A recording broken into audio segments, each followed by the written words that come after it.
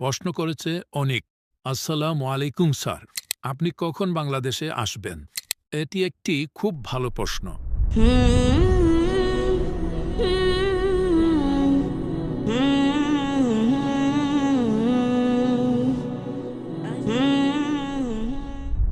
বিশ্বাস করুন, এটি এমন একটি দেশ যেখানে আমি যেতে চাই, আর ইনশাল্লাহ যাব। দুইবার যে আমার আসসালামু আলাইকুম, বিসমিল্লাহ রহমানির রহিম। যে জায়গা থেকে দেখতেছেন এই ভিডিওটি শেয়ার করে দেবেন, সবার কাছে লাইক করে দেবেন।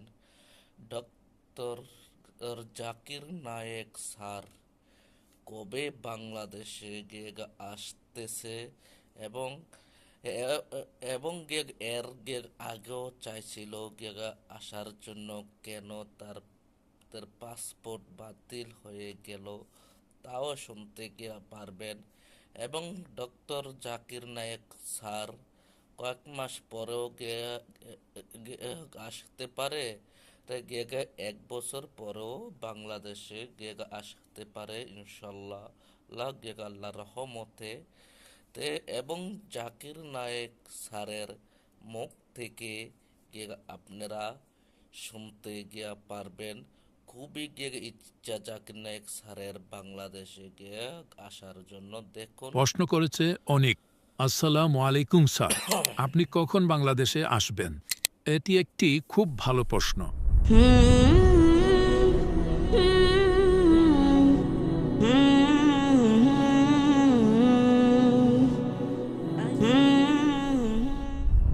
বিশ্বাস করুন, এটি এমন একটি দেশ যেখানে আমি যেতে চাই, আর ইনশাল্লাহ যাব। দুইবার যে আমার পাসপোর্টে বাংলাদেশের ভিসার স্টাম্প লাগানো হয়েছে, আমি যাইনি।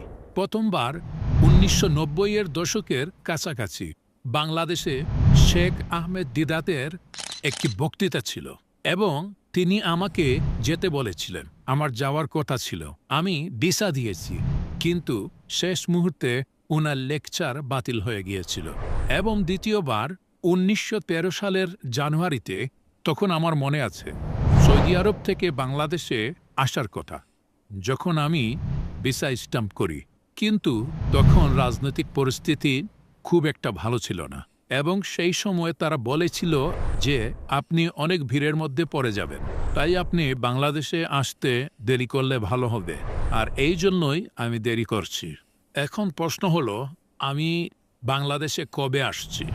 এবং আমরা জানি যে অন্যায়কারী সরকারকে দেশ ত্যাগ করতে হয়েছে, এবং সমস্ত মন্ত্রীদের সরিয়ে দেওয়া হয়েছে, এবং এখন অন্তর্বর্তী সরকার রয়েছে। ইনশাআল্লাহ খুব শীঘ্রই, যখন রাজনৈতিক পরিস্থিতি সবচেয়ে স্থিতিশীল হয়ে উঠবে, ইনশাআল্লাহ আমি আসব। হয়তো কয়েক মাস পর বা এক বছর পর, কিন্তু আমি আল্লাহর কাছে প্রার্থনা করি, আমার খুব ইচ্ছা বাংলাদেশ পরিদর্শন করার।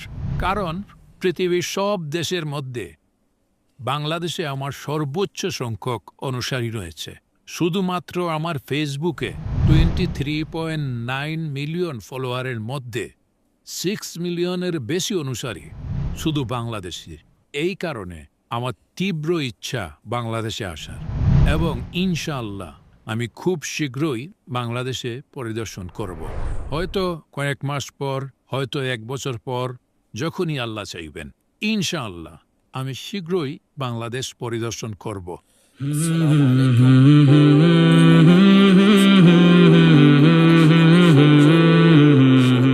দেখলেন ডক্টর জাকির নায়েক স্যার কি বলছে, ওনার নিজের মুখ থেকে আপনারা শুনতে পারছেন।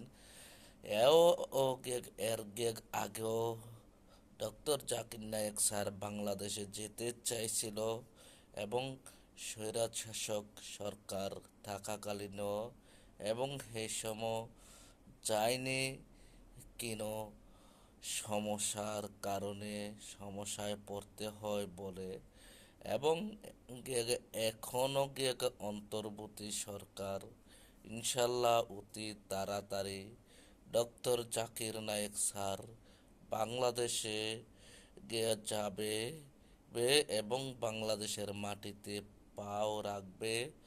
ওনার মতন একজন উচ্চ মাপের ব্যক্তি যদি বাংলাদেশে যায়, ইনশাল্লাহ আমরা আশা করতে পারি বাংলাদেশ ইনশাল্লাহ অতি দ্রুত তো শান্তির মুখে ফিরে আসবে। এটাই আমাদের জনগণের পাওয়া চাওয়া।